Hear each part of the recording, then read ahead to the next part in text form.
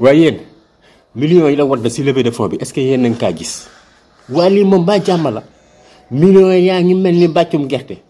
xoolal ma gars yi na riir ma ñëw na riir ma ñëw